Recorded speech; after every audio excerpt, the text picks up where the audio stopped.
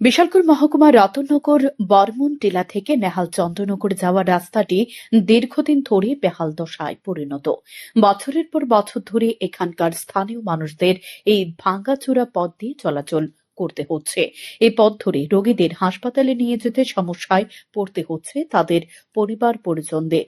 মূলত এই রাস্তাটি ইন্দিরা চৌমুনি থেকে নেহাল চন্দ্রনগর পর্যন্ত। এই রাস্তাটি মেরামত করার প্রতিশ্রুতি দিয়েছিল স্বয়ং বিশালগড়ের বিধায়ক, কিন্তু আজও সংস্কার হয়নি এই রাস্তাটি। এই রাস্তাটি দ্রুত সংস্কার করার জন্য তাদের একটাই অবলম্বন, তা হচ্ছে স্থানীয় বিধায়ক। রাস্তাটি সংস্কার করা হয়ে গেলে বিধায়কের প্রতি তাদের কৃতজ্ঞতা থাকবে। ইন্দিরা চৌমুনি হইতে নেহাল চন্দ্রনগর পর্যন্ত গেছে এই রাস্তাটা, কিন্তু আজকে বিগত অনেক দিন ধরেই রাস্তাটা খুবই খারাপ পজিশনে পড়ে রয়েছে।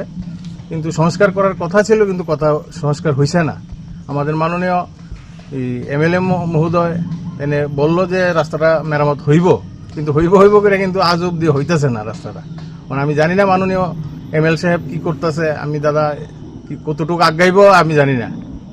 যদি হয় তাহলে আমি এই দিক দিয়া অনেক রুগী এবং গাড়ি অনেকেই যাইতেছে, কিন্তু খুবই কষ্টকর ভাবে চলতেছি আমরা। কিন্তু মাননীয় এমএল মহাশয়ের কাছে আমাদের আবেদন থাকবো যাতে এটা খুবই অতি সত্বর রাস্তাটার মেরামত করে আমাদের উপকৃত হইতে পারি। বর্মনটিলা রামটুকু আশ্রম থেকে বর্মনটিলা স্কুল বিগত 15-16 বছর যাবত রাস্তাটা খারাপ।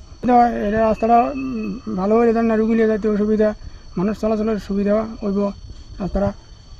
কতটা দ্রুত এই রাস্তা সংস্কার হয় এবারে এটাই দেখার। আর রাস্তা সংস্কারের দিকে তাকিয়ে রয়েছে স্থানীয় প্রশাসন। শান্তন টিভি।